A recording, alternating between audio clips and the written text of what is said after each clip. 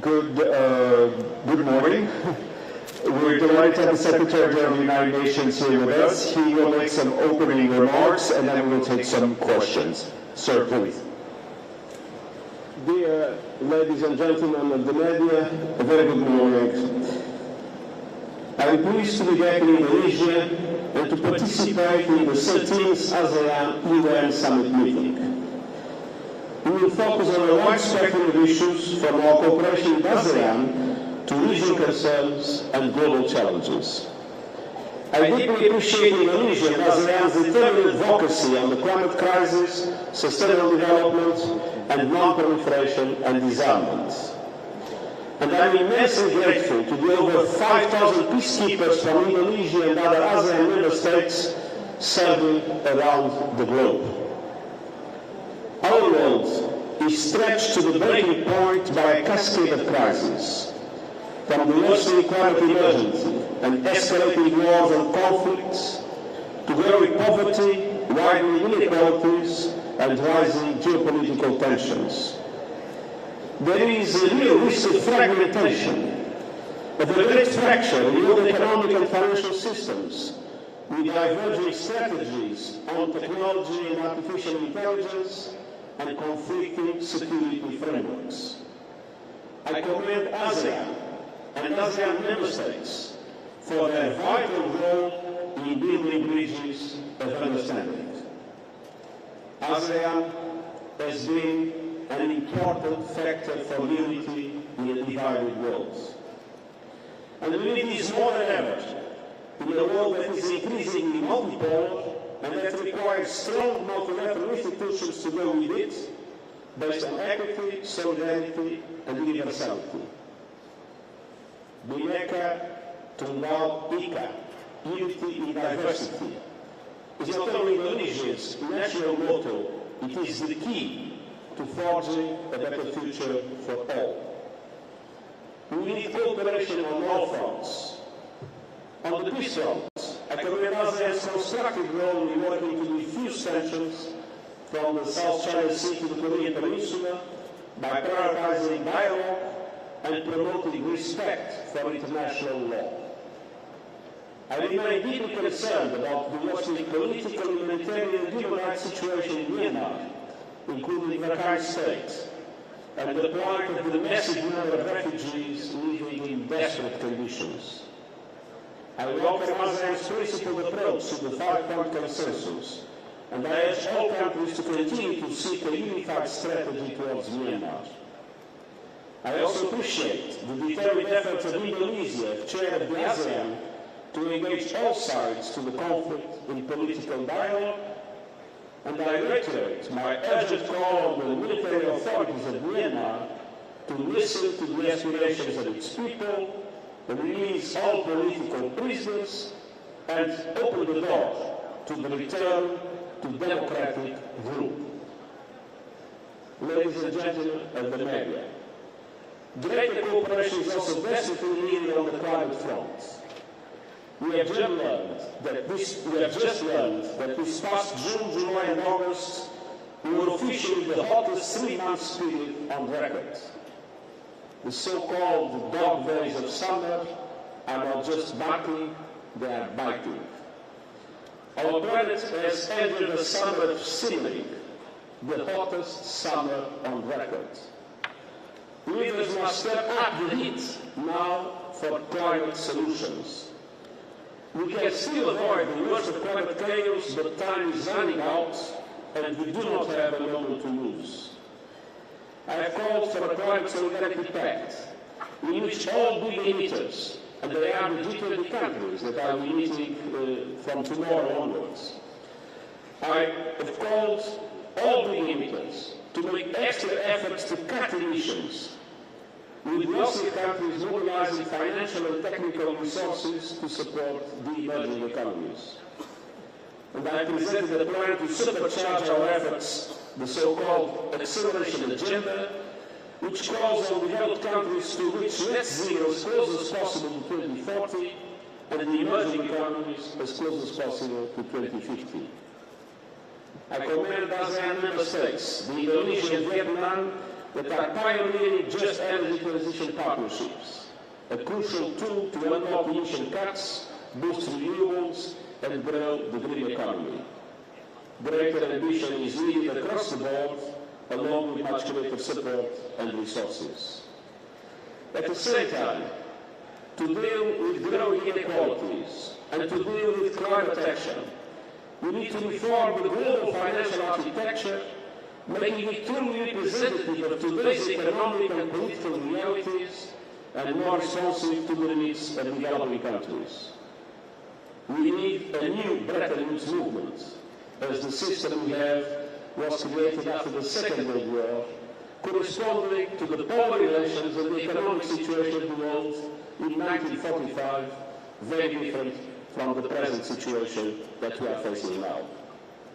So we need to establish also an effective back-to-workout mechanism to support payment suspensions, lower lending terms, and lower rates to the so many developing countries that are strangled with debt. And we need to increase the liquidity by channeling an additional 100 billion in new special drawing rights to multilateral development banks, using the model proposed by the African Development Bank and the Inter-American Development Bank. These would allow to multiply resources by at least fivefold. And we need an SDG, Sustainable Development Goals stimulus, of at least 500 billion a year to help rescue the Sustainable Development Goals, in which unfortunately we are in so many areas backtracking. On all these efforts and more, ASEAN can set an example to the world as a global green economic powerhouse and trailblazer of an energy transition that is sustainable, just, inclusive and equitable. The United Nations is proud to be ASEAN's partner in translating this vision into a reality for all people across Southeast Asia. And once again, Karina, Kazi, thank you for this warm welcome, and it's a pleasure for me to be with all of you today. Thank you very much. Before we go to the first question, just a couple of points. One, if you could have just one question per person, and if you could just speak clearly and keep the questions short. First question will go to Mr. Iwan from Tempo. If you could give him the microphone, please. Yes, thank you. Mr. Guterres. I'm Iwan from Tempo. We're concerned about the Myanmar crisis, and we know that the people in Myanmar are very embarrassed condition because of the violence. What kind of the best concrete solution United Nations can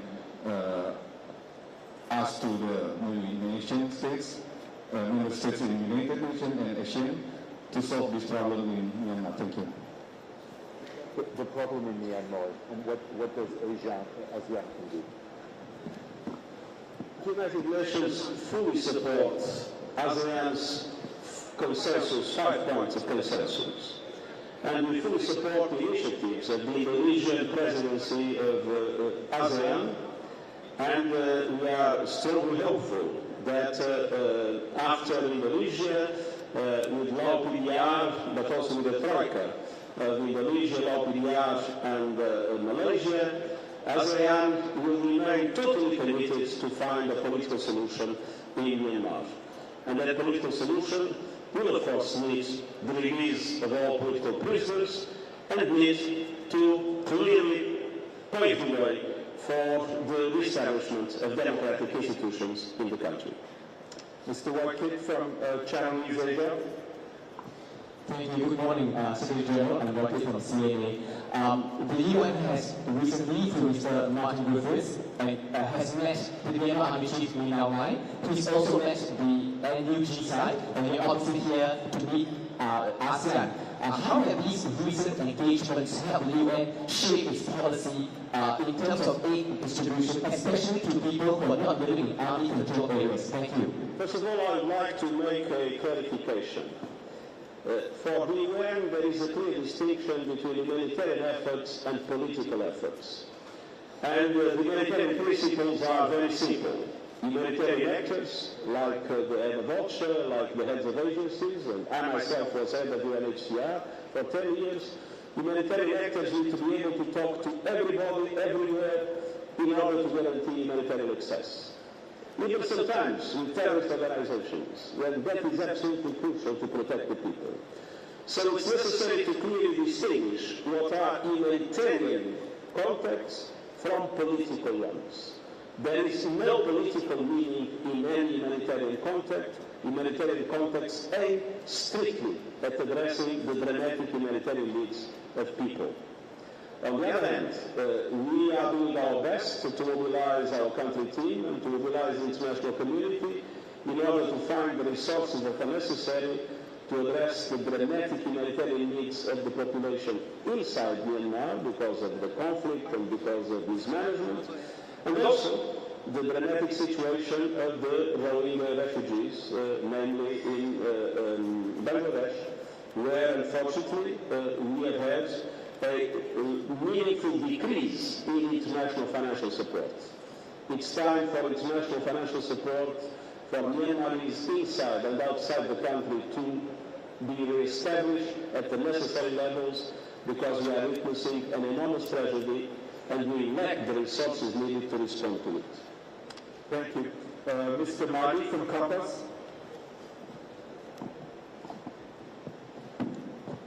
Professor Secretary General.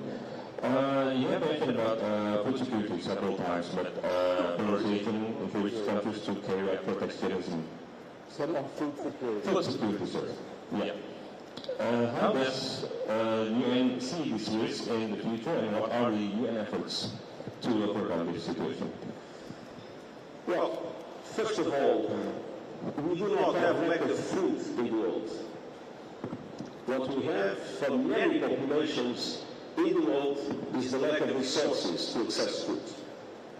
So the first question of food security is a question of promoting more equality in the world and supporting developing countries and vulnerable populations to have access to the resources that are necessary to be able to have access to food. Second, a lot needs to be done to increase the capacity of developing countries, especially those that are net importers of food, to be able to respond to the needs of their own people and to be able to produce their own food with increased productivity and increased quality. And then we need to do everything possible to solve some of the constraints that now exist at the level of the international trade architecture, and namely, one of our main objectives is, as you know, the establishment of the Black Sea Initiative. Thank you. The young lady in blue right here. If you could identify yourself, please. Thank you. So good morning. This is Ayushi Agarwal from ANI, Asian News International, New Delhi, India. My question is regarding the G20. So on 9th and 10th September, India is going to host the G20 presidency. What are your expectations from India as a host? And also, India has pitched to bring African Union into G20. What are your thoughts on that? Thank you.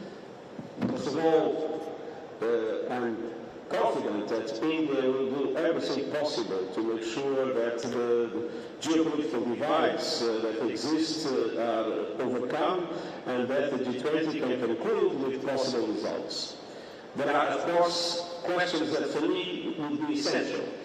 One is to have a clear message about the reform of the international financial architecture to make it adapted to the needs of today's world.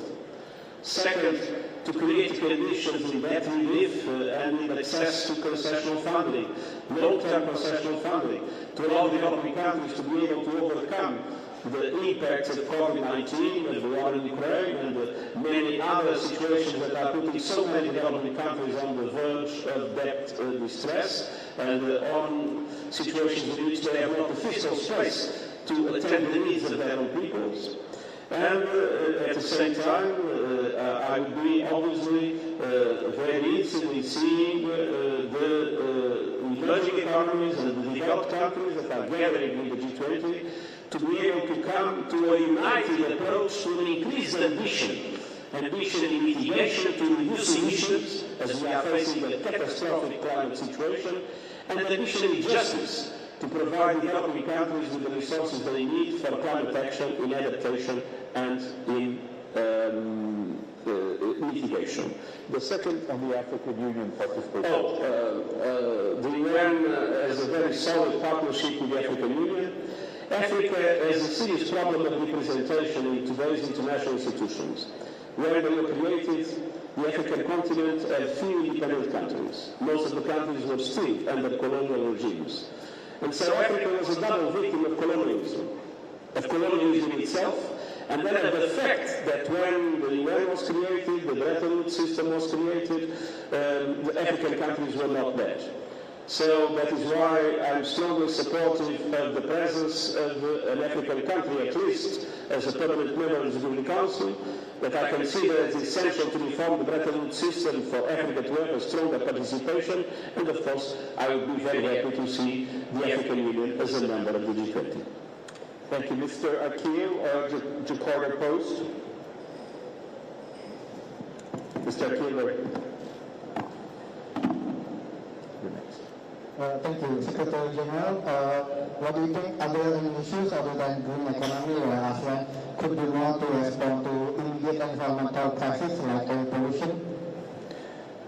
what can ASEAN do more to respond to the environmental climate crisis? As I mentioned, two countries of ASEAN have been pioneering in the so-called just energy transition partnerships, Vietnam and Indonesia. And we count on ASEAN's leadership in order to accelerate emissions reduction and at the same time in order to promote climate justice around the world. ASEAN is particularly vulnerable to the impacts of climate change. And so ASEAN as a moral authority, in my opinion, is very important to be put on the table in order to accelerate the response to the catastrophic evolution that we are witnessing. We are moving towards a 2.8 degree increase in global temperatures by the end of the century if we don't change our policies. It's essential to change our policies, and ASEAN must be in the front line of these changes, and I count on ASEAN's leadership in this regard. Antonio from USA. Bom dia, Sr. Secretary. Bom dia. You've talked about the situation in South China Seas and the territorial disputes that remain.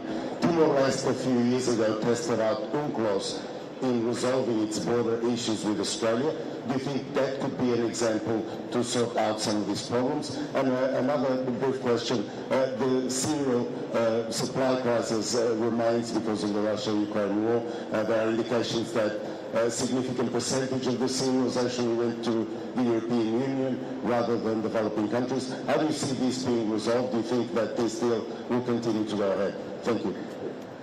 First of all, we are very supportive of ASEAN efforts in relation to the promotion of a dialogue solution for the questions of the South China Sea, and we always said that this needs to be seen in the context of international law, and one of the most important instruments of the international law is the United Nations Convention on the Law of the Sea.